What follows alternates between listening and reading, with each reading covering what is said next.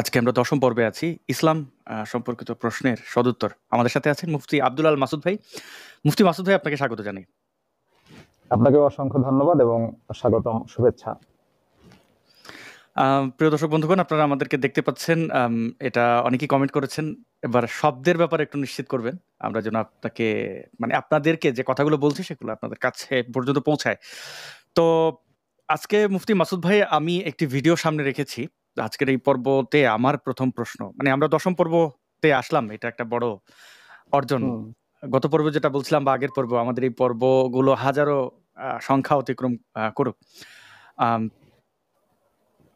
Video তেমন সরে না কেন, বুঝি নাই, তবে শব্দ ভালো শুনতে পাচ্ছেন, এটা খুব জরুরি। আমরা একটা ভিডিও দেখি। ভিডিওটি হচ্ছে, মাসুদ ভাই দেখতে পাচ্ছেন স্ক্রিনে, এটা একটু বড় করাই যায়, বড় করি। এখানে দেখতে পাচ্ছেন আকাশ চক্রবর্তী নির্ঝর নামের একজন ব্যক্তি ফেসবুক লাইভ করেছেন 23 ঘন্টা আগে। আমি আকাশ চক্রবর্তী নির্ঝরের ফেসবুক প্রোফাইলে ঢুকে দেখলাম যে তিনি আবৃত্তি শিল্পী এবং বেশ সৎসাহস রাখেন, হিন্দুদের মধ্যে যেটা খুবই অভাব। শির দ্বারা বিক্রি করে দেওয়া বা মনে করা যে হায় হায় আমার কি হবে, ভয় পাওয়া। তিনি রমনা কালী মন্দিরের সামনেই বাজছে ইসলাম ধর্মীয় অনুষ্ঠানের মাইক, এই শিরোনামে একটি লাইভ করেছেন এবং এই ভিডিওটি বেশ মানুষ প্রায় 10 লক্ষ মানুষ দেখেছেন এবং অনেকেই এটা শেয়ার করেছেন। আমরা একটু দেখি ভিডিওটি কি আসলে, এবং মুফতি মাসুদ ভাইয়ের কাছে জানতে চাইবো যে এই ভিডিওতে আসলে কি ইসলামিক সঙ্গীত বা কি বলা হয়েছে, কোন কোরআনের আয়াত হাদিস বা এটার মাধ্যমে কি বার্তা। 2 মিনিট 49 সেকেন্ডের ভিডিও। দর্শক বন্ধুরা, চলুন ভিডিওটি দেখি।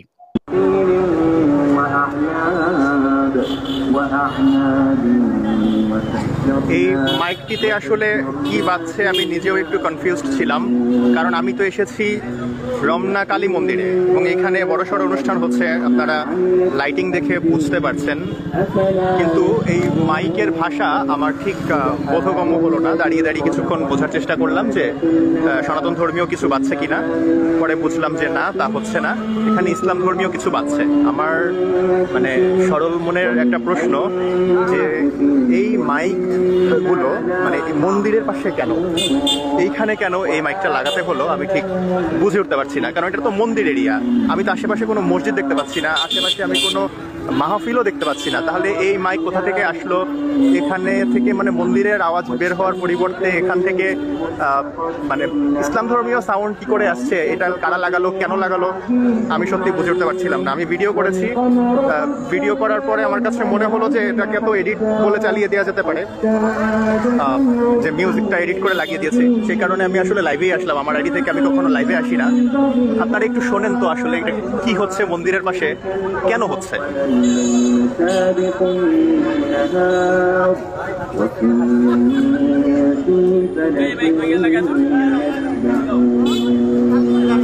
وآية لهم أنا حملنا ذريتهم في الفلك المشحون وخلقنا لهم। স্বাধীন বাংলাদেশে মন্দিরের এসে মসজিদের বয়ান শুনতে হবে, এটার পরে যদি আমার ধর্মীয় অনুভূতিতে আঘাত না লাগে, তাহলে আসলে অন্য ধর্মের কারোর ধর্মীয় অনুভূতি বলে কিছু থাকতেই নেই, এটাই আমার বিশ্বাস। কারণ আমি বিশ্বাস করি না এই মাইকে যা বাজছে সেটা আসলে এইখানে লাগানোর কোনো কারণ আছে বলে আমার মনে হয় না। তার উপরে দেখতে পাচ্ছেন যে মন্দিরে অনুষ্ঠান চলছে।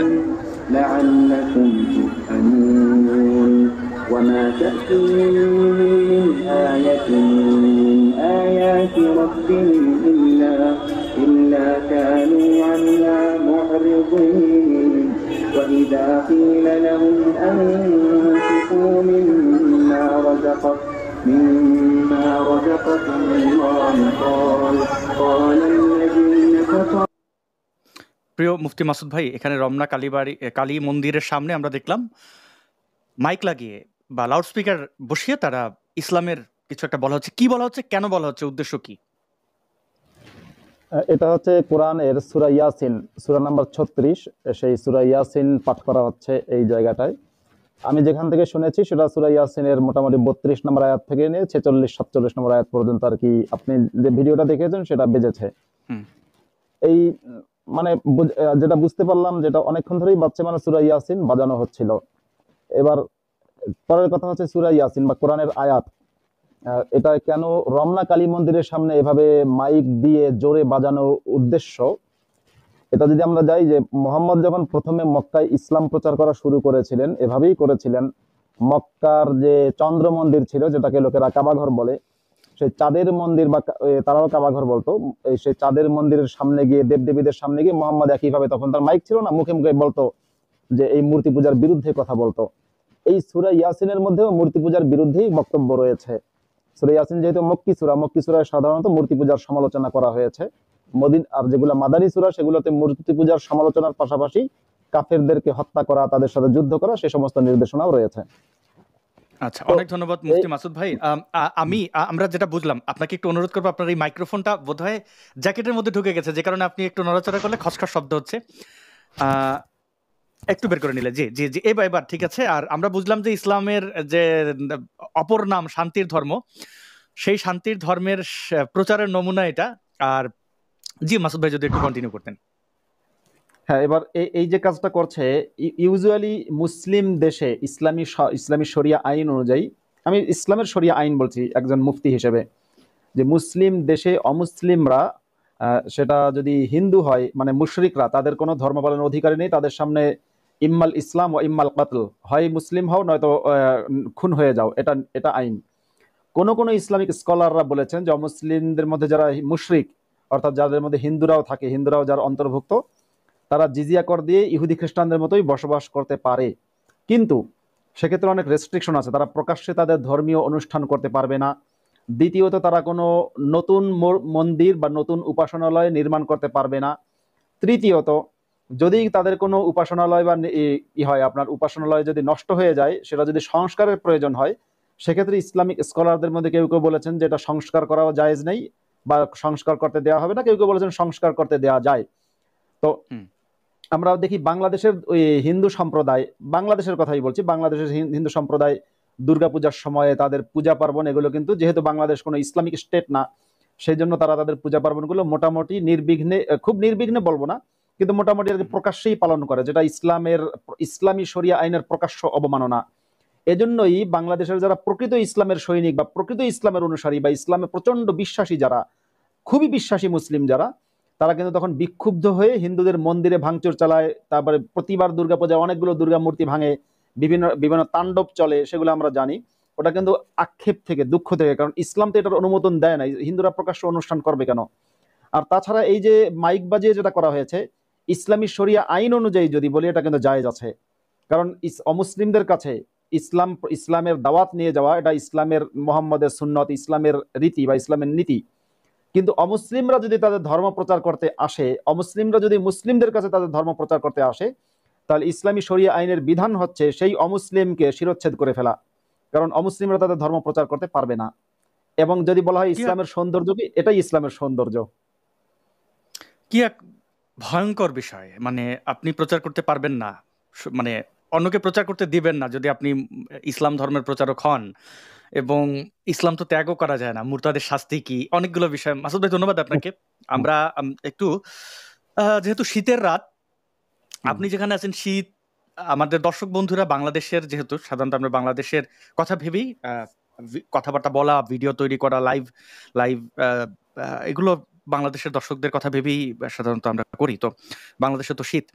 আমরা যদি একটু প্রশ্নোত্তর পর্বে চলে যাই, আমার শুধু এই ভিডিওটা, রমনা কালী মন্দিরের সামনের এই ভিডিওটা সম্পর্কে জানার ছিল, যে এটা কেন দিনে দুপুরে তারা, মানে রাতের বেলা যেখানে মন্দিরে তাদের ধর্মীয় অনুষ্ঠানাদি চলছে, সেইখানে এরকম লাউড স্পিকার বসিয়ে একদম সামনে, রমনা কালী মন্দিরের ঠিক সামনে, বাংলাদেশের হিন্দুদের সবচেয়ে বড় জমায়েত স্থল যদি বলা হয়, তাহলে এই রমনা কালী মন্দির অন্যতম একটা জায়গা। টিকে থাকা যে জায়গাগুলো আছে, দখল হয়নি এমন জায়গার মধ্যে রমনা কালী মন্দির। সেই কালী মন্দিরের যে দুর্গ, 1971-এর বঙ্গবন্ধুর রেসকোর্স ময়দানে সেই ভাষণেও দেখা যায় রমনা কালী মন্দির, কিন্তু সেই মন্দির তো পাকিস্তানিরা ভেঙে ফেলে। তো এখন টিকে আছে স্বাধীন বাংলাদেশে এই মন্দিরটি, কিন্তু সেই মন্দিরের সামনে এখন লাউডস্পিকার বসেই ভাবে ইসলামের শ্রেষ্ঠত্ব দেখানোর প্রমাণ এই দেশে শুধু মুসলমানরাই থাকবে, অমুসলিমদের ডিস্টার্ব করা, এবং আইনি ভাবে এটার কোনো কি ব্যবস্থা হয়, এগুলো তোর ব্যবস্থা হয় না। কিন্তু যিনি এটি সামনে এনেছেন, আকাশ চক্রবর্তী নির্ঝর, তাকে আমি ধন্যবাদ দিই, কৃতজ্ঞতা জানাই। আসলে এরকম সচেতন হওয়াটাই উচিত, যেটা হিন্দুরা সাধারণত করেন তবে না। তবে তবে আমি একটু ওই আকাশ চক্রবর্তী নির্ঝর, যে ব্যক্তি এটা ভিডিও লাইভ শেয়ার করেছেন, তাকে একটু বলবো যে তিনি যেন সাবধানে থাকেন। কারণ যারা ইসলামের শান্তির ধর্মের অনুসারী, মানে আমি যদি সোজা কথা বলি, আমার যারা ক্লাসমেট, আমার যারা কলিগ, আমি যাদের সাথে সারা জীবন চলেছি, তাদের মানসিকতা তো আমি জানি। তাদের মধ্যে যারা বিশ্বাসী মুসলমান, আমি আমার ক্লাসমেটদের সবাইকে মুসলমান মনে করি না, আমার কলিগ যারা ইমাম আছে বাংলাদেশে তাদের সবাইকে মুসলমান মনে করি না, কিন্তু তাদের মধ্যে যারা বিশ্বাসী মুসলমান, তারা এই আকাশ চক্রবর্তী নির্ঝরকে পেলে কিন্তু তার উপরে আল্লাহু আকবার করে দেবে। কারণ মানে এটা এটা শিক্ষা, মাদ্রাসায় আমাদেরকে এটাই শেখানো হয়, অমুসলিমদের গলার উপরে আল্লাহু আকবার করে দেয়া, সেটা কিন্তু মাদ্রাসার শিক্ষা। সুতরাং ওনাকে বলবো একটু সাবধানে থাকতে। এখন এখানে মাদ্রাসার হুজুর যারা আছে তারা যেমন এই কাজটা করার চেষ্টা করবে, একই সাথে মাদ্রাসার হুজুরদের যারা ঈশ্বর বা আল্লাহ বা মাদ্রাসার হুজুরদের যারা রক্ষক, তারাও কিন্তু এই কাজটা করার পক্ষে বিভিন্ন যুক্তি দাঁড় করাবে। ইনফ্যাক্ট আমার ধারণা বাংলাদেশের এই মুহূর্তের সবচেয়ে ভয়ঙ্করতম ইসলামিক সন্ত্রাসবাদী জঙ্গি চিনাকি ভট্টাচার্য, যে ফ্রান্সে থাকে, সেও যদি এই ভিডিওটা পায় তাহলে দেখবেন এই ভিডিওটার সপক্ষে সে ইনিয়ে বিনিয়ে যে কোনো মূল্যে যুক্তি দাঁড় করাবে, যেটা হচ্ছে মুসলমানদের এটা যেটা করেছে এটা একটা বিশাল, এটা খুব সাধারণ একটা ব্যাপার, হিন্দুরা এটা নিয়ে বেশি বাড়াবাড়ি করছে, আসলে মুসলিমদের বদনাম করার জন্য চেষ্টা করছে, এরকম কিন্তু বলবে। অবশ্য মাসুদ ভাই আপনি ঠিকই বলেছেন। আচ্ছা, যাই হোক, আমরা যুক্ত হওয়ার লিঙ্ক দিয়ে দিয়েছি। আর মাসুদ ভাই যেটা সাজেশন দিলেন, আকাশ চক্রবর্তী নির্ঝর, তিনি নিরাপদে আছেন মনেই করি। আর কি হবে, আর কি বা বাকি আছে বাংলাদেশের হিন্দুদের ব্যাপারে? আমরা বোধহয় মুফতি বেলাল সাহেবকে পেয়েছি, তিনি গত দুটো পর্বে আসেননি। মুফতি বেলাল, আচ্ছা আমরা তো লিঙ্ক দিয়ে দিচ্ছি। মুফতি বেলাল, আপনাকে দেখতে আমরা পাচ্ছি না, আপনি যদি ক্যামেরাটা একটু অন করতেন। মুফতি বেলাল ভাই, আপনি যদি শুনে থাকেন একটু ক্যামেরা অন করবেন।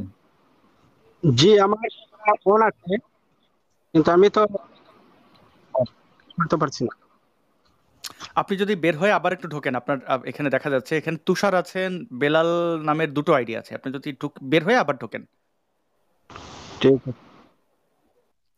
আমরা দর্শক বন্ধুদেরও জানিয়ে রাখি যে আমরা প্রশ্নোত্তর পর্বে চলে গেলাম। আমাদের সাথে মুফতি বেলাল আহমেদ আছেন, বেলাল আহমেদ চৌধুরী।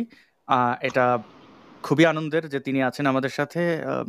তাকে শুনতে পাচ্ছি কিন্তু দেখতে পাচ্ছি না। তিনি এই স্টুডিও থেকে বের হয়ে আবার ঢুকবেন এবং সেই জন্য আমরা অপেক্ষা করি। আর দর্শক বন্ধুদের বলবো যে আপনারা যুক্ত হয়ে প্রশ্ন বা কমেন্টে আপনাদের প্রশ্ন রাখতে পারেন। আমরা মুফতি মাসুদ ভাইয়ের কাছ থেকে এই প্রশ্নের জবাবগুলো চাইবো। এবং বেলাল আহমেদ চৌধুরী ভাই যদি যুক্ত হন তাহলে তো গত আপনারা জানেন সম্ভবত ষষ্ঠ পর্বে বা সপ্তম পর্বে যুক্ত হয়েছিলেন বেলাল ভাই। তারপরে তিনি ইসলামের পক্ষে যুক্তি দিয়েছেন এবং তথ্য উপাত্ত তিনি তুলে ধরেছেন। মুফতি মাসুদ ভাই তিনি সেটার বিপক্ষে অবস্থান করেছিলেন, কিন্তু আমরা সময় স্বল্পতার কারণে সেই অনুষ্ঠানটি সেখানে শেষ করি। আজকে অনেকদিন পর মুফতি বেলাল ভাইকে পেলাম। মুফতি বেলাল ভাই, আপনাকে আমরা শুনতে পাচ্ছি কিন্তু দেখতে পাচ্ছি না, ক্যামেরাটা যদি অন করতেন।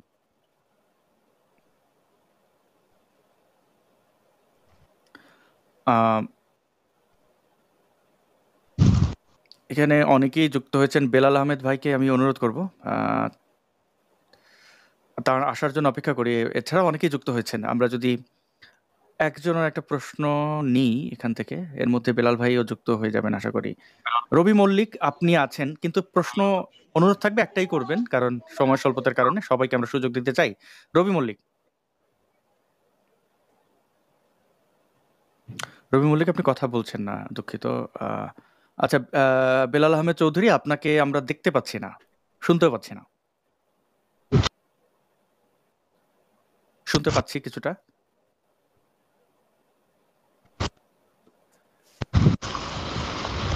মুফতি বেলাল আহমেদ চৌধুরী, জি জি, বেলাল ভাই, আপনাকে কিন্তু দেখতে পাচ্ছি না। আমি আপনি কি হ্যাঁ হ্যাঁ বলেন। বলছি আপনি কি ভিডিওতে আসতে পারবেন বেলাল ভাই? তো ভিডিও তো আমি ফোন করছি কিন্তু ভিডিও তো হচ্ছে না। ভিডিও হচ্ছে না, আচ্ছা।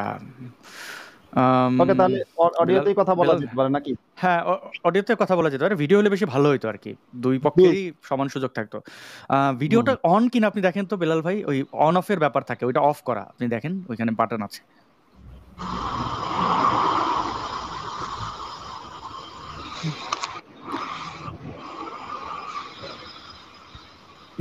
ভিডিওর এখানে দেখেন একটা একটা মাইক্রোফোনের বাটন আছে, একটা ভিডিওর বাটন আছে, ওই বাটনটা চাপ দেন।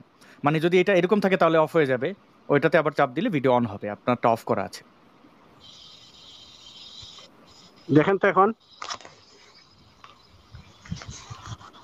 না, এখনো হয়নি। হয়নি, অন হয়নি। আপনি বোধহয় দুইটা, মানে আপনি যে ব্রাউজারে দুইটা ট্যাব বোধহয় খোলা, এই কারণে একটাতে অন একটাতে অফ হয়ে আছে। একটু যদি দেখেন। মুফতি বেলাল ভাই যদি উনি আবার ঢোকেন, মানে ওনাকে দেখা গেলে মাসুদ ভাই সুবিধাটা কি, আম, আহ, মানে চেহারার এক্সপ্রেশন থাকে, তারপরে চোখ একটা খুব গুরুত্বপূর্ণ বিষয়। তো দর্শকদের মানে তিনি যেহেতু ইসলামের পক্ষে, আমি তার সমান সুযোগ দিতে চাই তাকে। তো সুযোগ বলতে আর কি, তিনি যেন সমান ইয়ে পান আর কি, ফ্লোর যেন ইকুয়াল থাকে। তো দর্শক বন্ধুদের অনুরোধ করবো যে আমরা তার জন্য অপেক্ষা করি। এর মধ্যে বেলাল ভাই যুক্ত হবেন এবং দেখতে পাবো, সেটা তা আশা করতেই পারে। আর আপনাদের মতামত, আপনাদের প্রশ্ন থাকলে আপনারা লিখে রাখতে পারেন। আমাদের এই মুহূর্তে ফেসবুক, ইউটিউব থেকে দেখছেন এবং প্রায় 2000-এরও বেশি দর্শক শ্রোতা আমাদের সাথে যুক্ত আছেন। মুফতি বেলাল আহমেদ আবার যুক্ত হয়েছেন, কিন্তু আমরা কোনো একটা অজ্ঞাত কারণে আপনার ক্যামেরাটা অন নেই, অফ আছে মুফতি বেলাল। কারণ আপনি যে শুরুতে যুক্ত হয়েছিলেন, আপনাকে কিন্তু আমি দেখতে পেয়েছিলাম।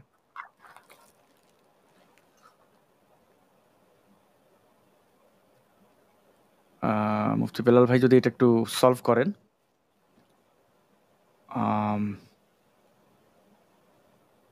আচ্ছা, আমরা তাহলে মুফতি বেলাল ভাই যুক্ত হওয়ার আগে হোসাইন আছেন। হোসাইন, আপনাকে যুক্ত করছি, আপনি যদি একটু আপনার প্রশ্নটা আমাদেরকে করতেন। হুসাইন প্রশ্ন রাখেননি, তাহলে আমরা চলে যাচ্ছি আরেকজনের কাছে। আনিসুজ্জামান, আপনাকে স্ক্রিনে নেওয়া হয়েছে। আপনি কি ক্যামেরা অন রাখতে চান? যদি ক্যামেরা অন রাখতে চান, যেহেতু আপনাকে ভালোভাবে দেখা যাচ্ছে না, আমার অনুরোধ থাকবে আপনি ক্যামেরাটা অফ করে দিতে পারেন। আর বেলাল ভাই নিশ্চয়ই যুক্ত হবেন। জি আনিসুজ্জামান, আপনার প্রশ্নটি যদি বলতেন।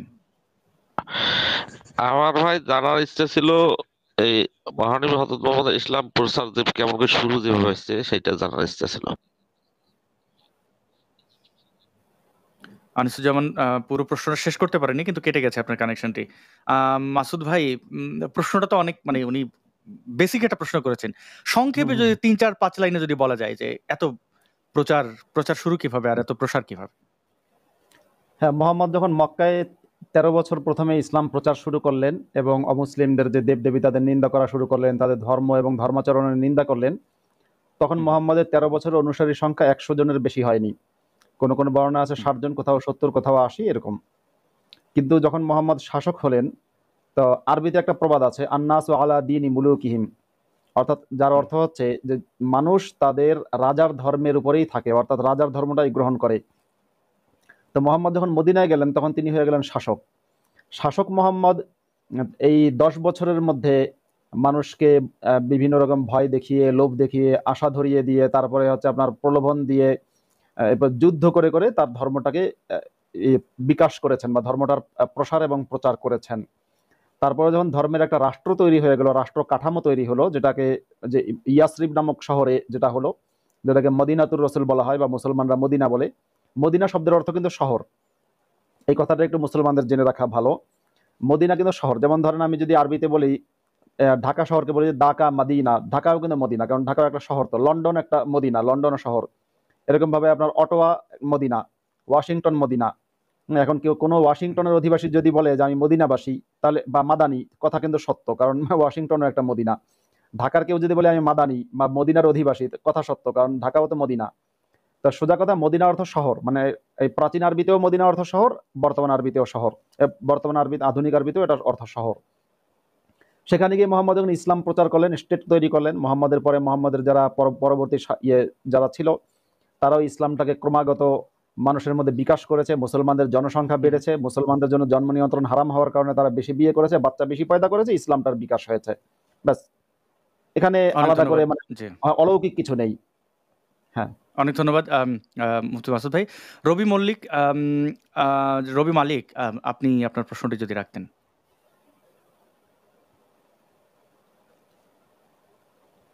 রবি মালিক, আপনি যুক্ত হয়েছিলেন কিন্তু আপনি তো প্রশ্ন করেননি। আচ্ছা, আমি মুফতি বেলাল আহমেদকে অনুরোধ করব যে আমি আপনাকে যুক্ত হওয়ার জন্য অনুরোধ করব। আপনি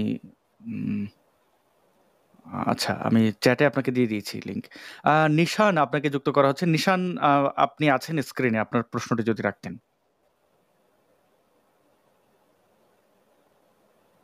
নিশান, আপনি কি শুনতে পাচ্ছেন?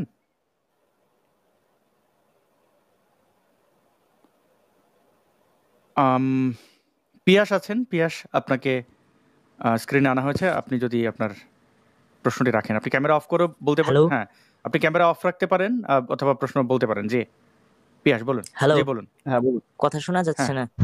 আমরা শুনতে পাচ্ছি আপনাকে। হ্যালো, আমরা শুনতে আমরা পাচ্ছি আপনাকে আপনাকে। জি, শুনতে আপনি পাচ্ছি। আচ্ছা, আমার একটা প্রশ্ন যে যীশু খ্রিস্ট নয়, আবার আর সবাই ঠিক নয়, তো ভবিষ্যতে কি কেউ আসতে পারেন যিনি বলবেন যে এই মোহাম্মদ ঠিক নয়, আমি ঠিক? আচ্ছা, আপনার প্রশ্নটা যতটুকু আমি বুঝেছি, যে আপনি বলছেন যে এক একটা ধর্ম এসে আগের ধর্মটাকে বাতিল ঘোষণা করে এবং নিজের ধর্মটাকে সঠিক মনে করে। ঠিক যেরকম ভাবে মোহাম্মদ এসে বলেছে যে আগের ধর্ম যীশু খ্রিস্ট বা মোজেস বা মুসা, তাদের ধর্ম বাতিল হয়ে গেছে, এখন আমারটা সঠিক। এখন ভবিষ্যতে আবার এমন কেউ আসবে কিনা যে বলবে যে মোহাম্মদেরটা ভুল, আমি হচ্ছে শেষ নবী বা আমারটাই হচ্ছে সঠিক, বা আমি যে আল্লাহর কথা ঈশ্বরের কথা বলছি এই ঈশ্বরটা সঠিক, এরকম সম্ভাবনা আছে কিনা? আমার মনে হয় সেই সম্ভাবনাটা নেই। কারণ কি, যখন হুমায়ুন আজাদের বইতে, হুমায়ুন আজাদের আমার অবিশ্বাস বইতে আছে, বিশ্বাস হচ্ছে রহস্যীকরণ প্রবণতা। অর্থাৎ আপনি যত রহস্য তৈরি করতে পারবেন তত কিন্তু আপনি বিশ্বাস ক্রিয়েট হবে। আর যখন আপনি রহস্য তৈরি করতে পারবেন না, যখন বিজ্ঞান সব জট খুলে দেবে, তখন কিন্তু বিশ্বাস ক্রিয়েট হবে না। যেমন ধরুন, আগের যুগের মানুষেরা বজ্রপাত সম্পর্কে জানতো না, মানে বজ্রপাত জানতো, বজ্রপাত দেখতো, কিন্তু জি বজ্রপাতের জি পেছনে কি কারণে এটা হয়, কোত্থেকে আসে সেটা জানতো না। যে কারণে তারা মনে করতো, যেমন মোহাম্মদ বলেছেন যে বজ্রপাত হচ্ছে এক ধরনের ফেরেশতাদের, কি যেন মোহাম্মদ বলেছেন, ফেরেশতাদের তৈরি করা বা আল্লাহর উল্কাপিণ্ড, শয়তানকে তাড়ানো, এরকম বিভিন্ন কথা আছে। তো এই ধরনের মানে উল্কাপিণ্ড, বজ্রপাত, অনেক বিষয় নিয়ে এরকম ভুলভাল ব্যাখ্যা ধর্মযাজকেরা দিত। যেহেতু এখন বিজ্ঞান অনেক বেশি এগিয়ে গেছে, এখন আর নতুন করে কোনো নবী তৈরি হবে, বিশ্বজুড়ে সেই নবীর মতাদর্শ ছড়িয়ে পড়বে, সে সম্ভাবনা নেই। বরং পেছনের যে নবীগুলো আছে সব নবীদেরই মোটামুটি মনে করেন যে সোশ্যাল মিডিয়ার কারণে সে নবীদেরই ধ্বংস, মানে কি বলে, সেই নবীদেরই প্রাসঙ্গিকতা আস্তে আস্তে ফুরিয়ে যাচ্ছে। অনেক ধন্যবাদ মাসুদ ভাই। আমরা বিলাল ভাইয়ের অপেক্ষা করছি। মানে প্রযুক্তিগত ইয়ের কারণে আমরা হারিয়ে ফেলেছি। বিলাল ভাই আসলে ইন্টারেস্টিং হবে। আমি বারবার কেন বিলাল ভাইকে চাই যে আসলে দুই পক্ষেরই আলোচনা হলে বিষয়টা দর্শকদের জন্য সুবিধা হয়, যে আসলে কে ঠিক। নিশ্চয়ই আমরা দুই পক্ষই ঠিক। আমরা বলছি আল্লাহ নাই, কোনো ঈশ্বর নাই, আবার যিনি বিশ্বাসী তিনি মনে করছেন যে হয়তো খ্রিস্টান ধর্ম ঠিক, হয়তো ইসলাম ঠিক, কোন একটা ধর্ম ঠিক, এরকম অনেকেই মনে করেন। কেউ না কেউ তো আছে পৃথিবী চালায়, পরিচালনা হলে পৃথিবী চলে কিভাবে। তো এই যে আছে যারা বলেন, তাদের পক্ষ থেকে যদি সেই ধর্মের শিক্ষা বা দীক্ষা আছে এমন ব্যক্তি যদি যুক্ত হন, তাহলে সুবিধা হয় কথা বলতে। একজন ধার্মিক এসে হয়তো তিনি বলবেনই যে হ্যাঁ আমারটাই ঠিক, কিন্তু তিনি তো জানেন না তার ধর্ম, তো তার ঠিক বেঠিকে খুব একটা গুরুত্ব বহন করে না। যে জানে না তার সাথে আর কি কথা হতে পারে। যাই হোক, আমরা বেলাল ভাইয়ের জন্য অপেক্ষা করছি। আমি ইয়েতে দিয়েছি। বিলাল ভাই এলে আমি unknown, চাচ্ছি, জি বিলাল ভাই এলে আমি চাচ্ছি একটু কওমি মাদ্রাসা নিয়ে আজ কথা বলবো, কারণ আমার দীর্ঘদিন ধরে ইচ্ছা ছিল কওমি মাদ্রাসা নিয়ে কিছু বলার। যাই হোক, নতুন যে ভাই যুক্ত হয়েছেন উনি বলুন এবার। unknown, আপনি স্ক্রিনে আছেন, যদি আপনার প্রশ্নটা রাখতেন। আর যদি প্রশ্ন না রাখেন তাহলে অনুরোধ থাকবে হ্যাঁ ভাই, লিংকে আমি প্রবেশ করবেন। জি জি জি, একটু ওই মাদ্রাসার বিষয়ে একটু জানার জন্যই বলছিলাম, যদি একটু মাদ্রাসার বিষয়ে বলতেন। আমি আপনাদের অনুষ্ঠান নিয়মিত দেখি। মাদ্রাসা তো একটা শিক্ষা প্রতিষ্ঠান বা কুশিক্ষা প্রতিষ্ঠান, কিন্তু আপনি ঠিক কোন বিষয়টা জানতে চাচ্ছেন মাদ্রাসার, সেটা যদি একটু স্পেসিফিক বলেন তাহলে আমার সুবিধা হয় উত্তর দিতে। হ্যাঁ, আমি আসলে মাদ্রাসার ওই খারাপ দিকটা বা ভালো দিকটা দুটোই আর কি একটু বিষয় একটু যদি বলতেন আমাদের দেশের প্রেক্ষাপটে, বাংলাদেশের প্রেক্ষাপটে। বাংলাদেশে আসলে 3 রকমের শিক্ষা ব্যবস্থা আছে। একটা হচ্ছে জেনারেল শিক্ষা ব্যবস্থা, যেটা আপনার, আমি যদি কারিগরি শিক্ষাটাকেও ওই একই শিক্ষার অধীনে ধরি তাহলে 3 রকমের শিক্ষা ব্যবস্থা। একটা হচ্ছে জেনারেল শিক্ষা ব্যবস্থা, যেখানে আপনার স্কুল, কলেজ, ইউনিভার্সিটি, কারিগরি শিক্ষা প্রতিষ্ঠান এইসব মিলিয়ে। আর ইসলামী শিক্ষা ব্যবস্থা ইসলামী শিক্ষা ব্যবস্থা বাংলাদেশে আছে দু রকমের। একটা আছে সরকারি মাদ্রাসা, যেটাকে বলে আলিয়া মাদ্রাসা, আর একটা আছে কওমি মাদ্রাসা, যেটাকে লোকেরা অনেকে খারেজি মাদ্রাসাও বলে। এবার এই আলিয়া মাদ্রাসা হচ্ছে যেখানে আপনার বাংলাদেশ সরকারের বেতনভুক্ত তারা হয় বা হতে পারে, এবং তারা তাদের শিক্ষা সিলেবাস এই সব কিছুই বাংলাদেশের সরকারি শিক্ষা বোর্ডের অধীনে সরকারের মাধ্যমে পরিচালিত হয়। আর কওমি মাদ্রাসা যেগুলো আছে সেখানে সরকারের কোনো নিয়ন্ত্রণ নেই, সেগুলো ব্যক্তি মালিকানাধীন, এবং সমাজের বিভিন্ন দুর্নীতিবাজ, চোর, ছ্যাচোর, লুচ্চা, লম্পট, ডাকাত, ইতর, বদমাশ এরা আর কি কওমি মাদ্রাসাগুলো পরিচালনা করে। সাধারণত দুর্নীতিবাজেরা এগুলো পরিচালনা করে। এখন কওমি মাদ্রাসাটা টোটালি হচ্ছে কনসেন্ট্রেশন সেন্টার, বা আমি গণহত্যার ক্যাম্প বলতে পারি, কিংবা আমি আয়নাঘর বলতে পারি, কিংবা আমি অন্য কিছু বলতে পারি, যা কিছু আপনি বলেন। খুব খারাপ জায়গা, যেখানে পিওর ইসলাম মানে একেবারে রিয়েল ইসলাম, সত্যিকারের ইসলাম, কঠিন ইসলাম শেখানোর জন্যে যেখানে মানুষকে এক ধরনের বন্দি করে রাখা হয়, এবং রাষ্ট্রদ্রোহী। আচ্ছা, একটা প্রশ্ন, ঠিক আছে, ওই প্রশ্নটা পরে নিচ্ছি, আমার মনে থাকবে আর কি, আমি মনে থাকার জন্য স্ক্রিনে রেখেছি। জি, আপনি ওইটা শেষ করে ফেলেন। এবং রাষ্ট্রদ্রোহী মানুষ তৈরি করা হয় কওমি মাদ্রাসায়। কওমি মাদ্রাসায় আমরা যারা পড়েছি, প্রত্যেকটা কওমি মাদ্রাসাকে আপনার মনে হবে, আপনি যদি কওমি মাদ্রাসার ভেতর সম্পর্কে জানেন, মনে হবে যে পাকিস্তানের বিভিন্ন ছোট ছোট এক একটা দ্বীপ, মানে যেগুলো মিনি পাকিস্তান এবং মিনি ইসলামিক স্টেট। সেই মিনি পাকিস্তান এবং মিনি ইসলামিক স্টেটে পাকিস্তানের প্রতি প্রেমের কারণে এখনো পর্যন্ত উর্দু ভাষায় শিক্ষাদান করা হয়। আর মিনি ইসলামিক স্টেট যেহেতু, সেজন্য এখানে আরবিতেও শিক্ষাদান করা হয়, আরবিটাও শেখানো হয়। পাশাপাশি ইসলামিক জীবনযাপন করানো হয় কওমি মাদ্রাসার ভেতরে। একজন ছাত্রকে পুরো হাতে কলমে জঙ্গি হিসেবে তৈরি করা হয়। মানে কওমি মাদ্রাসায় যারা কওমি মাদ্রাসায় পড়বে এবং পড়ার পরে যদি সেই ব্যক্তি বিশ্বাসী মুসলমান হয়, সে জঙ্গি। কওমি মাদ্রাসায় পড়ার পরে যদি কেউ বিশ্বাসী মুসলমান থাকে, সে জঙ্গি।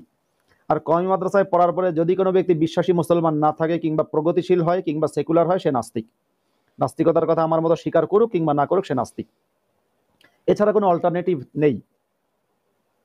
তো এটুকু আর কি মাদ্রাসা সম্পর্কে আমার সংক্ষিপ্ত বলা।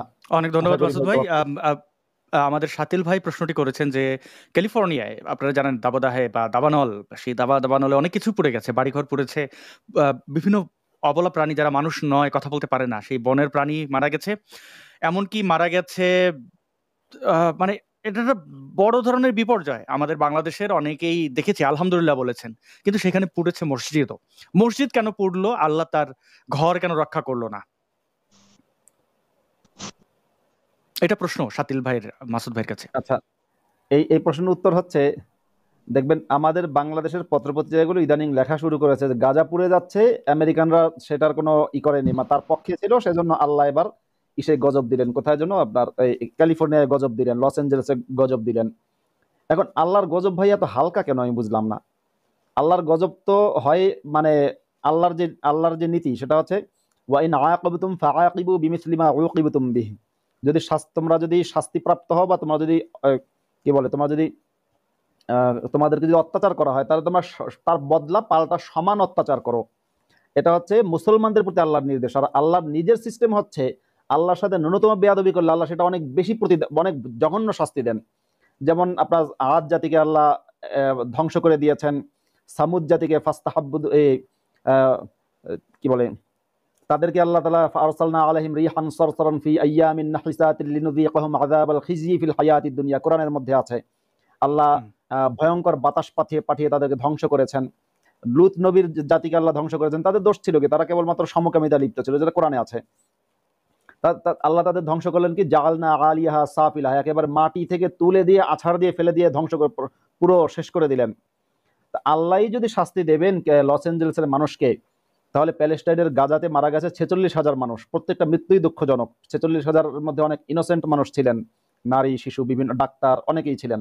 আবার অপরাধীরাও ছিল এর মধ্যে হামাসের সন্ত্রাসবাদীরাও ছিল, কিন্তু অনেক ইনোসেন্ট মানুষও মারা গেছে।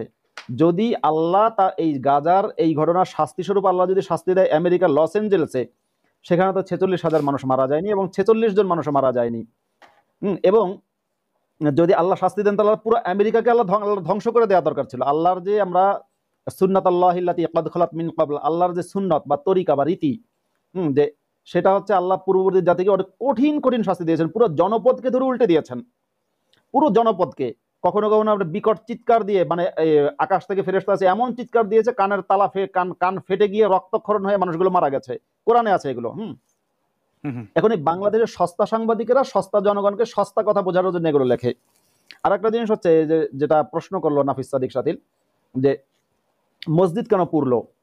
সত্যি কথা বলতে কি শোনেন, বাংলাদেশ এবং মুসলিম সংখ্যাগরিষ্ঠ দেশে দুটো জিনিস কখনো পড়ে না, একটা হচ্ছে কোরআন এবং আর একটা হচ্ছে মসজিদ। দেখবেন বাংলাদেশে কোথাও আগুন লাগলে সাংবাদিক নিউজ করে সবকিছু পুড়ে গেছে, কোরআন পড়ে নেই, আবার সবকিছু পুড়ে গেছে, আল্লাহর ঘর মসজিদ অক্ষত।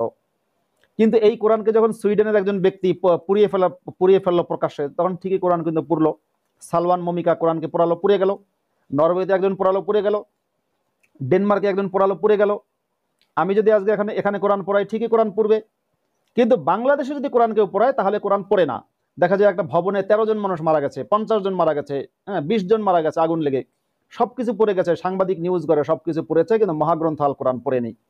তাই ঘটনা হচ্ছে, আমার মনে হয় এই মুসলমানদের যে আল্লাহ আছে, ওনার একটু ওনার আগে ফান করে বলছে, ওনার মাথায় একটু সমস্যা আছে। নয়তো মুসলিম সংখ্যাগরিষ্ঠ দেশে উনি কোরআনকেও পড়তে দেন না, মসজিদকেও পড়তে দেন না, কারণ সাংবাদিকরা নিউজ করে।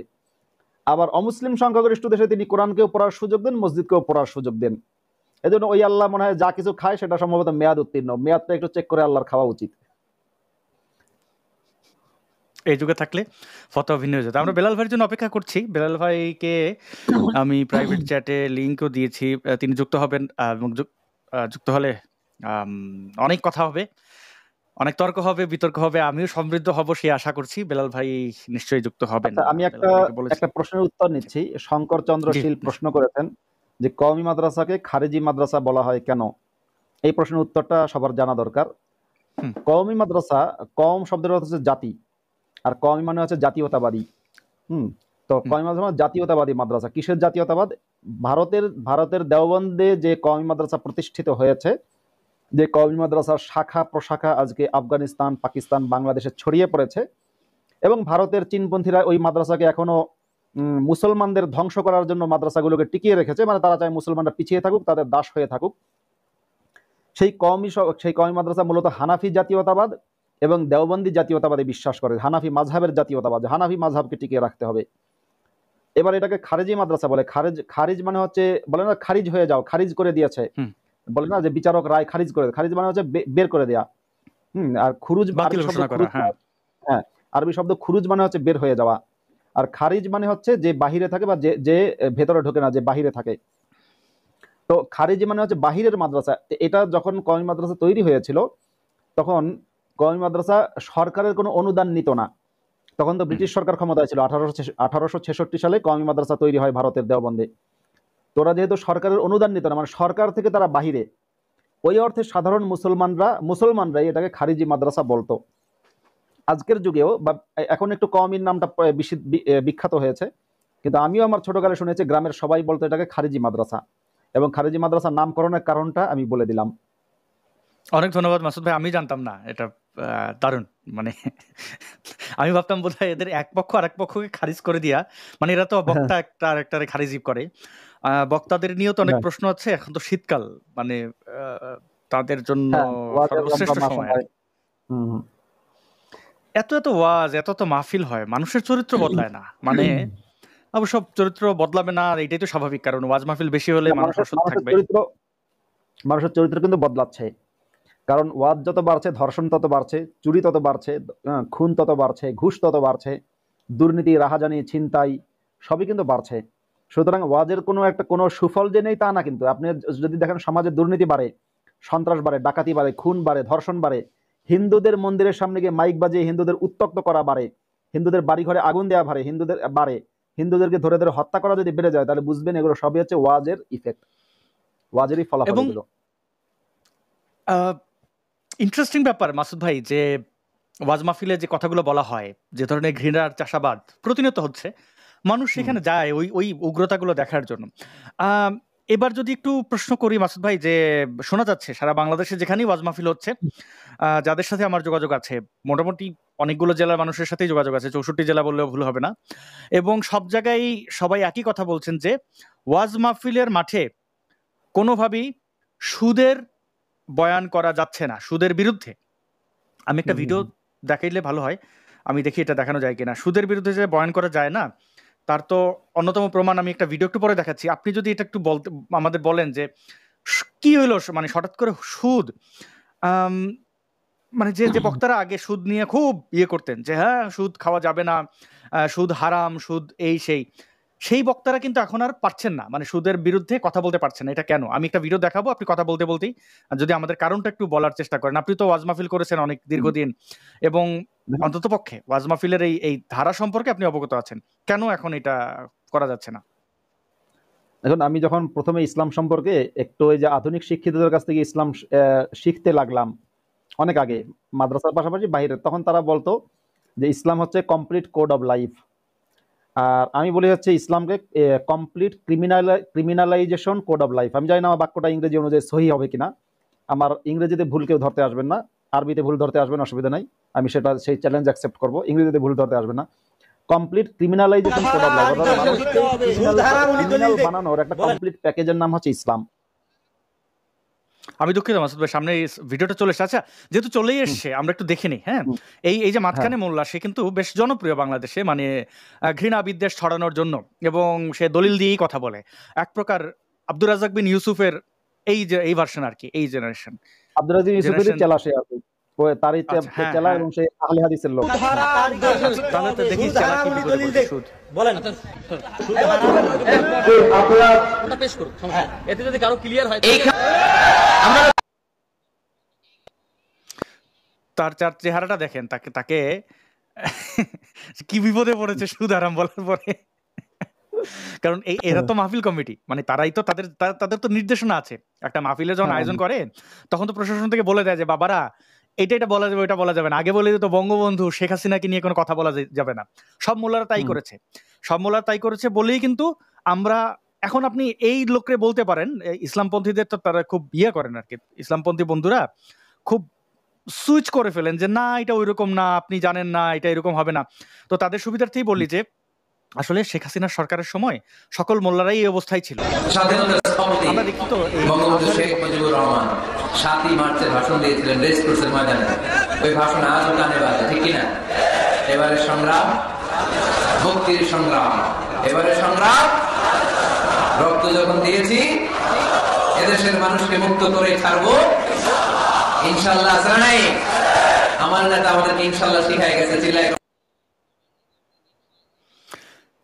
বঙ্গবন্ধু শেখ মুজিবুর রহমান নাকি আজহারের নেতা, মানে এই কথাগুলো সে কেন বলেছে? কারণ ওয়াজ মাহফিলের শর্ত ছিল তার বিরুদ্ধে বলা যাবে না। আজহারে যেহেতু ধর্মবাটপার, চিন্তা করলো তাহলে বিরুদ্ধে তো বলবোই না, একটু পক্ষে বলে দিই, মানে পরের বার এখানে ইনভাইটেশনটা বেশি পাবো, তখন সে সবে জনপ্রিয় হয় আর কি। তো সে কিন্তু শেখ মুজিবের দালালি করেছে, মানে তারা পক্ষে বলাকে দালালি মনে করলে তাহলে আজহারই বড় দালাল। এই যে এই দালালিগুলো করে, এখন এই যে মোল্লারা, তাদের ব্যাপারে এখন কি নির্দেশনা? যেহেতু হযরত মোহাম্মদ ইউনূস এখন ক্ষমতায়, প্রশাসন এবং তার চেলারা, সমন্বয়করা যে বলে দেয় ওয়াজ মাহফিল করা যাবে, সুদের বিরুদ্ধে কিছু বলা যাবে না, কারণ সুদের ওস্তাদ তো মোহাম্মদ ইউনূস। এই পুরো বিষয়টা যদি একটু বলতেন আমাদেরকে। হ্যাঁ, দেখেন ইসলামের একটা সিস্টেম, একটা নিয়ম আছে, সেটা হচ্ছে হেকমত বা তাকিয়া। তাকিয়া হচ্ছে যে সময় অনুযায়ী, বাংলা যেটা ঝোঁক বুঝে কোপ মারা, সময় বুঝে নিজেকে প্রকাশ করা বা নিজেকে কোনো একটা সাইড থেকে গুটিয়ে নেওয়া, বা ইসলামের কোনো একটা বিষয়ে সাইলেন্ট হয়ে যাওয়া। এখনকার সময়ে আমি কয়েকজন হুজুরেরও বক্তব্য শুনলাম, তারা বলেছে কিরে ওই যারা সুন্নি হুজুর, মানে সুন্নি মানে যারা ওই যে মাজারপন্থী বা সুফিবাদী, তারা কিন্তু এই সমস্ত হুজুরদেরও সমালোচনা করে, কিরে এখন সুদের বিরুদ্ধে কোনো কথা কস না কে?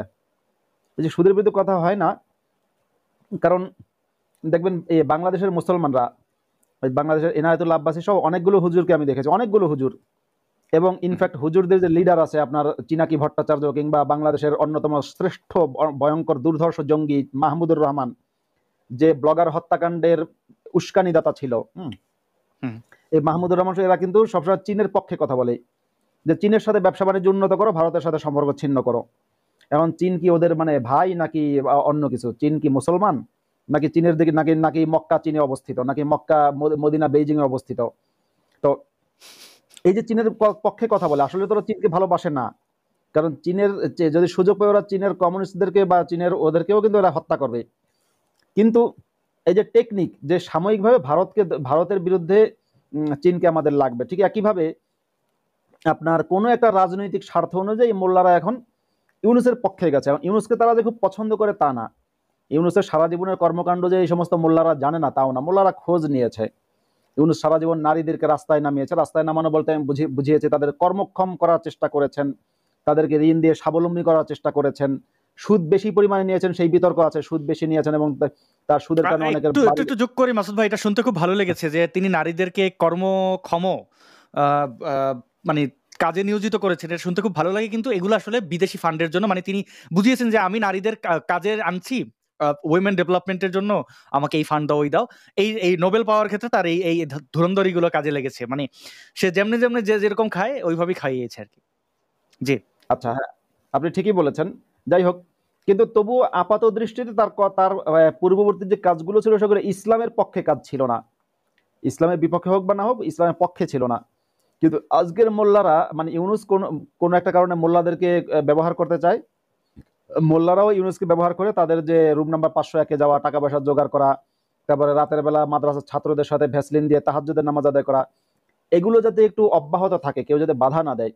কারণ আগে কি হতো, আগে কখনো কখনো সেটা মানে কিছু মানুষ বাধা দিত, কিছু মানুষ পক্ষেও ছিল।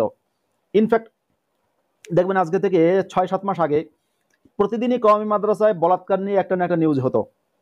বাংলাদেশে কওমি মাদ্রাসার সংখ্যা যদি 5 লক্ষ থাকে বা 6 লাখ থাকে, আমি 5 লাখ ধরলাম, কমপক্ষে 5 লাখ কওমি মাদ্রাসা থাকার কথা। এই 5 লক্ষ কওমি মাদ্রাসা আছে মানে 5 লক্ষ ছেলে শিশু ধর্ষণের শিকার হয় প্রত্যেক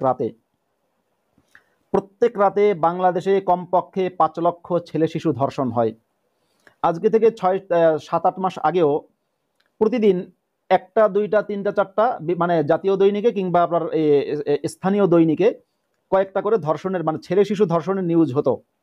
আমি যদি ধরি যে 5 লক্ষ ধর্ষণ হয়, সেখানে হয়তো দৈনিক 5টা করে নিউজ হতো, বা 3টা করে বা 2টা করে নিউজ হতো। কিন্তু ইউনূস আসার পরে মোল্লাদেরকে ইউনূস এক ধরনের মানে অর্থাৎ সাংবাদিকদের উপরে হয়তো ইউনূসের দলের লোকেরা বা তার সাথে যে সমস্ত আপনি বলেন মবন্বয়ক, তাদের হয়তো কোনো একটা চাপ আছে যে মাদ্রাসার হুজুরদের এইগুলো প্রকাশ করা যাবে না। সে কারণে এখন কিন্তু ওই নিউজগুলো খুব কম হয়, একেবারে হয় না তা না, কিন্তু কম হয়। তো এই যে হুজুরদেরকে যে সুবিধাটা দিচ্ছে, হুজুররা এখন নির্বিঘ্নে তাদের ছাত্রদের সাথে তাহাজ্জুদের নামাজ পড়তে পারছে, আমি ওটাকে বলি তাহাজ্জুদের নামাজ। এই কারণে হুজুররা এখন সুদের ক্ষেত্রে ছাড় দিচ্ছে। মাসুদ ভাই, আমি একটু যদি আপনাকে জানতে চাই আপনার কাছে, যে আপনি যদি এটাকে নামাজের সাথে তুলনা দেন, অনেক মানুষের কাছে কিন্তু নামাজ ক্ষতিকর না, আপনি নামাজ পড়লেন নিজে নিজে, তাহলে কি ওই ধর্ষণের মতো ভয়ঙ্কর একটা অপরাধকে বৈধতা দেওয়া হচ্ছে না? নামাজ তো ধরেন মানে এটা তো এক ধরনের প্রার্থনা, তো নামাজের মধ্যে অনেক গালাগালি আছে, সূরার মধ্যে আছে, তো মনে মনে চিৎকার করে করছে না, তো এখন এইটার মানে ওই ধর্ষণের মতো ঘটনাটাকে বৈধতা দিয়ে যাওয়া হচ্ছে না নামাজের সাথে কম্পেয়ার করে? না, আপনি একটা চমৎকার প্রশ্ন করেছেন, এটার উত্তর সবার জানা দরকার। হ্যাঁ, আরবি একটা মূলনীতি আমি বলি, মানে ইসলামী শরিয়া আইনের একটা মূলনীতি হচ্ছে লিল আকসারি হুকমুল কুল। সেটা হচ্ছে যে অধিকাংশের উপরে ভিত্তি করে পুরোটার হুকুম হবে, মানে একটা গণতান্ত্রিক পদ্ধতি। লিল আকসারি হুকমুল কুল, এটা হচ্ছে হাদিসের একটা উসুলে হাদিসের একটা মূলনীতি, যে বেশিরভাগ হাদিস যেখানে পাওয়া যাবে মনে করা যাবে ওইটাই সঠিক, আর বাকি যে দুর্বল হাদিসগুলো ওগুলো বাতিল হয়ে যাবে। কম হাদিস যেখানে পাওয়া গেছে সেটা বাতিল হবে। তো এখন এই যে আমি যে মাদ্রাসার হুজুররা রাতের বেলা ভ্যাসলিন কিংবা নারিকেল তেল বা সরিষার তেল নিয়ে তাদের ছাত্রদের সাথে যেটা করে, আমি সেটার নাম দিয়েছি তাহাজ্জুদের নামাজ। কারণ হচ্ছে আমি মাদ্রাসায় পড়াকালীন দেখেছি যে সমস্ত ছাত্ররা এবং শিক্ষকেরা রাতের বেলা তাহাজ্জুদের নামাজ পড়ে, তাদের 99% হচ্ছে তাহাজ্জুদের নামাজের আগে কিংবা পরে ওই কামটা করে। অর্থাৎ তাহাজ্জুদের নামাজটা তাদের রক্ষা কবচ।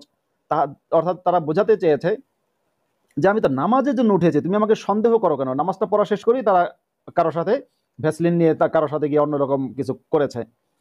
যেহেতু এটা আমি দেখেছি তাহাজ্জুদওয়ালারা সবাই এই কাজ করে, প্রায় সবাই, সেই কারণে আমি এটাকে তাহাজ্জুদের নামাজের নাম দিয়েছি, কারণ এটা আমার দেখা। আমি একটা ঘটনা বলি। আমি যখন উত্তরার বাইতুস সালাম মাদ্রাসায় পড়তাম, আমার একটা তখন তৎকালীন সময়ে এনার্জি বাল্ব কম ছিল না, কিন্তু এক ধরনের লাইট ছিল ওখানে, আপনার এই যে টিউবলাইটের মতো আর কি, ছোট লাইট, টিউবলাইটের মতো সাদা আলো হতো। ইউজুয়ালি লাইটগুলো কি হয়, একটু লালচে আলো হতো, কিন্তু একটা ছোট লাইট পাওয়া যেত লম্বা করে, ওটার টিউবলাইটের মতো আর কি আলো হতো। আমি সেই লাইট কিনেছিলাম কেবলমাত্র রাতে উঠে উপন্যাস পড়ার জন্য। তখন আমি উপন্যাসের পুরো পাগল ছিলাম। তো সেই সময় আমি কয়েক রাত উঠে উঠে উপন্যাস পড়তাম। একটা পর্যায়ে আমার কাছে উপন্যাস, গল্প, কবিতা এগুলো সব।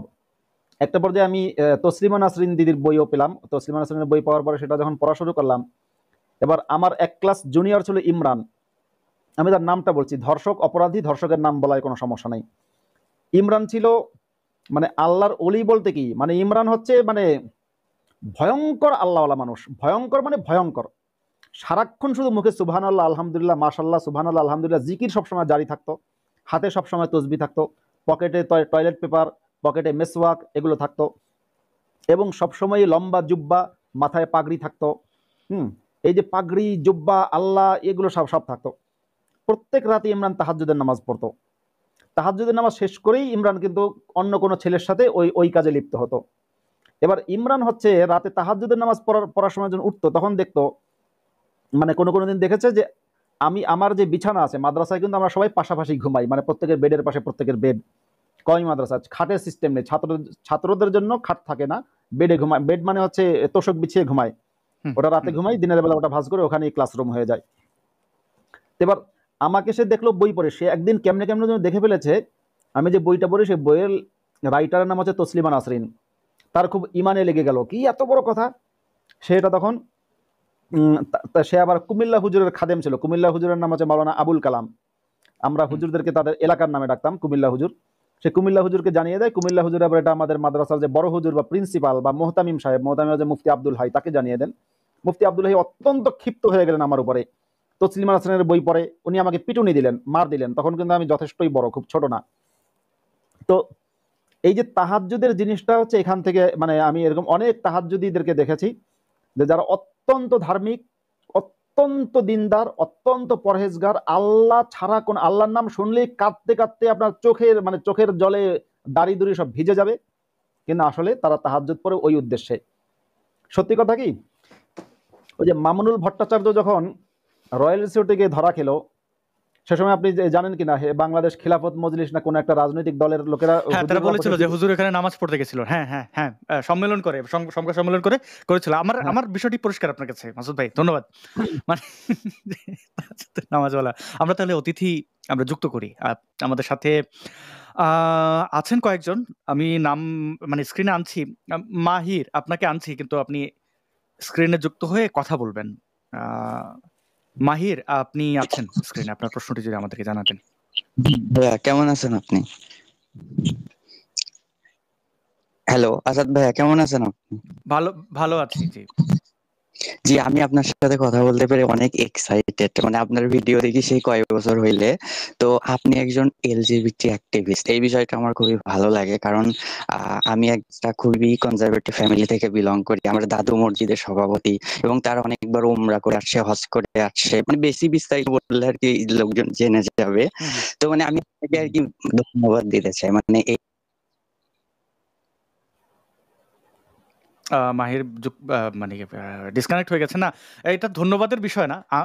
আমি ব্যক্তিগতভাবে হেটেরোসেক্সুয়াল। মানে এটা হচ্ছে যে আমার এই মানে এই একটু খোলাখুলি বললেই যে হয় না যে যৌনতার দিক থেকে আপনি কি, কেউ লেসবিয়ান হতে পারেন, কেউ গে হতে পারেন, কেউ বাইসেক্সুয়াল হতে পারেন, অর্থাৎ নারী পুরুষ দুই লিঙ্গের প্রতি আকৃষ্ট হতে পারেন। এটা আরো অনেকগুলো ধারা আছে। যে যেটা মনে করেন না কেন, যদি কারোর উপরে জোর জবরদস্তি না করেন, তার একটা চিন্তা ভাবনা, যৌন আকাঙ্ক্ষার একটা ইয়ে থাকতেই পারে, সেটাকে অধিকারের পর্যায়ে নিয়ে যাওয়া। যে যদি মিউচুয়ালি দুজন নারী যদি তারা প্রেমে আবদ্ধ হন, আসলে এখানে কাম সবার আগে নিয়ে আসে। আসলে কামটা মুখ্য না। একটা ধরেন আপনি হেটেরোসেক্সুয়াল বা আপনি স্ট্রেট, আপনার একজন নারী দেখলে ভালো লাগে, এর মানে কি তার সাথে আপনি সঙ্গম করে ফেলছেন? না। এই যে ভালো লাগা, এই যে টান অনুভব করা, এটা হচ্ছে বিষয়। তো সেই প্রেমে আবদ্ধ হওয়া, সম্পর্কে যাওয়া, তার দুইজন ব্যক্তি, তিনজন ব্যক্তি বা চারজন ব্যক্তি, তারা যদি তাদের ব্যক্তিগত জীবনে কিছু একটা করেন যেটা অন্যের কোনো ক্ষতি না হয়, তাহলে আমি সেখানে বাধা দেবো কেন? যারা বাধা দেয় তাদের এই বাধাটা যে অন্যায়, সেটার জন্যই আমি এই এলজিবিটি কিউ কমিউনিটি তাদের অধিকারের ব্যাপারটি বলি। এবং এটাতে অনেকেই বিরক্ত হন যে ভাই আপনারা তো আগে মনে করছিলাম আপনি তো খুব ভালো মানুষ, আপনি তো সমকামিতা পছন্দ করেন, আপনি তো সমকামী। আমি সমকামী হলেও আমার কোনো অসুবিধা ছিল না এবং আমি এটা প্রকাশ্যে বলতাম। এবং আপনি যেমন সমকামী নন হিসেবে যে ঘৃণা করেন এটা আপনার অন্যায়, কারণ আপনার জীবনে এসে তো সে বাধা দিচ্ছে না।